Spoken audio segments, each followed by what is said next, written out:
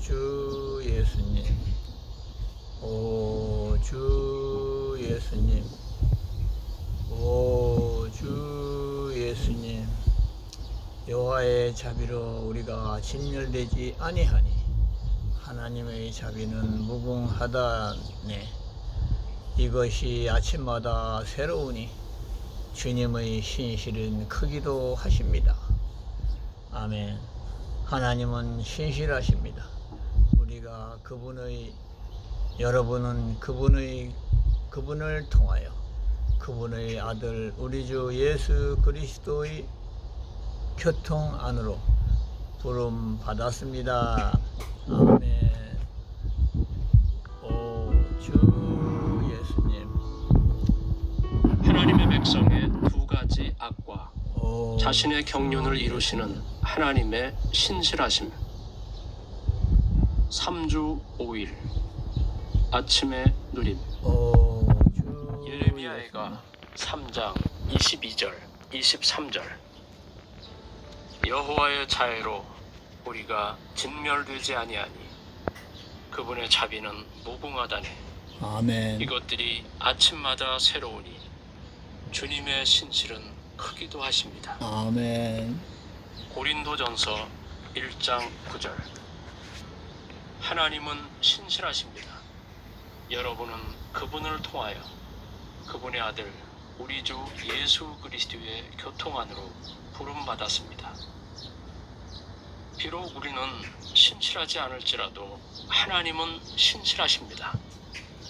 하나님의 신실하심에 관한 잘 알려진 찬송가 13장의 후렴은 신실한 하나님, 신실한 하나님, 긍휼과 은혜가 풍성하셔 내 모든 필요함 다 공급하셔 신실한 하나님 내 아버지 라고 말합니다.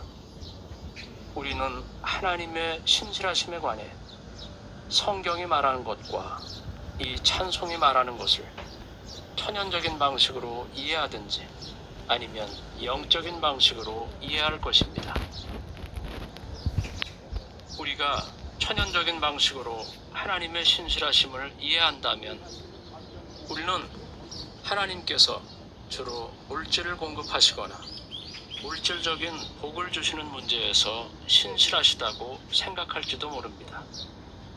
그러나 고린도전서 1장 9절에서 바울은 하나님은 신실하십니다. 여러분은 그분을 통하여 그분의 아들 우리 주 예수 그리스도의 교통 안으로 부름받았습니다 라고 말합니다. 하나님은 이러한 문제에서는 신실하시지만 우리에게 큰 집이나 보수가 좋은 직장을 주시는 데는 신실하지 않으실 수 있습니다. 나는 하나님께서 우리의 복지를 돌보시는데 신실하시다는 사실을 부인하려는 것이 아닙니다. 나의 요점은 하나님의 신실하심이 우리의 타고난 이해에 따른 것이 아니라는 것입니다. 아멘. 오늘의 읽을 말씀. 사도 바울이 받은 고난들을 생각해 보십시오. 그는 하나님에 의해 부름을 받고 위임을 받고 부담을 받고 보내심을 받았지만 가는 곳마다 어려움을 겪었습니다. 주 예수님. 예를 들면 그는 그리스도를 전파하기 시작하자마자 박해를 받기 시작했습니다. 이것은 하나님께서 바울에게 신실하지 않으셨다는 것을 의미합니까?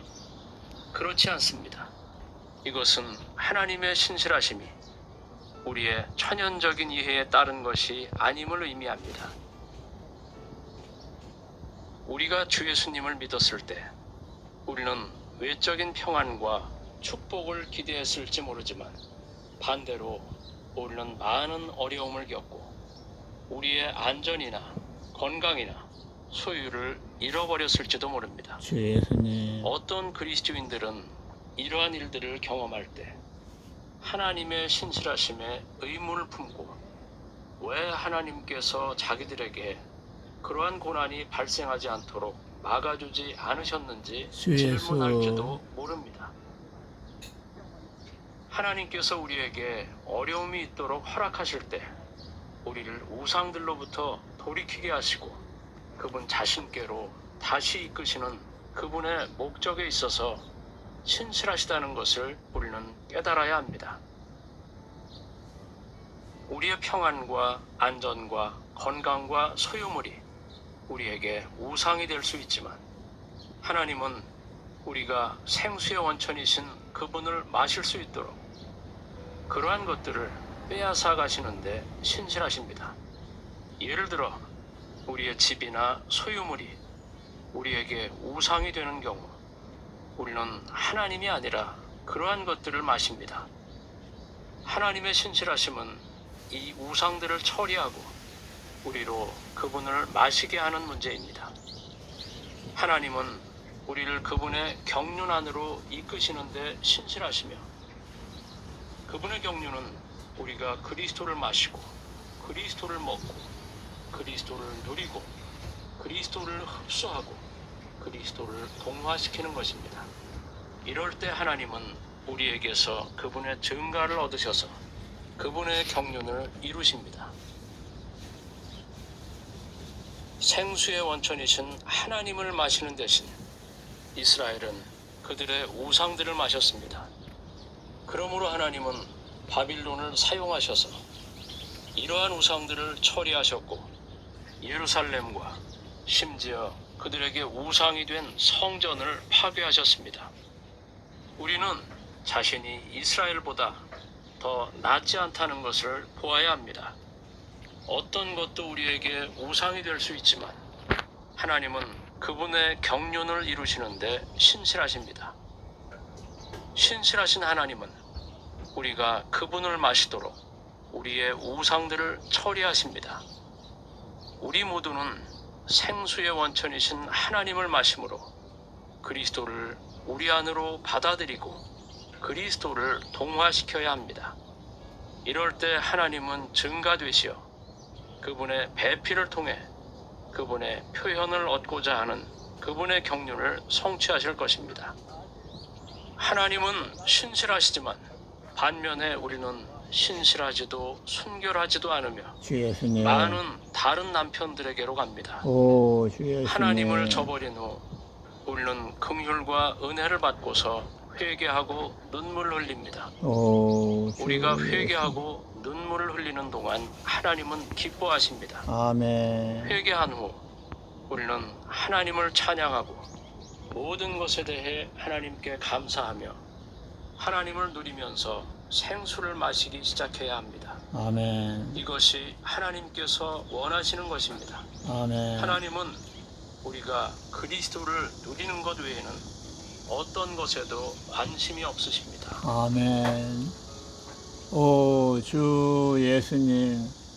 하나님은 우리가 그리스도를 마시는 것 하나님 외에는 관심이 없습니다. 그리스도 외에는 관심이 없습니다. 오, 주 예수님. 여호와의 자비로 우리가 진멸되지 아니하니 그분의 자비는 무궁하다네. 이것이 아침마다 새로우니 주님의 신실은 크기도 하십니다. 하나님은 신실하십니다.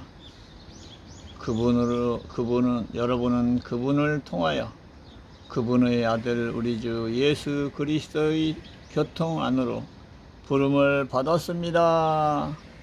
아멘. 오, 주 예수님. 우리 안에 오신 주님, 우리를 부르신 주님은 신실하십니다. 아멘, 아멘, 할렐루야. 주님 감사합니다.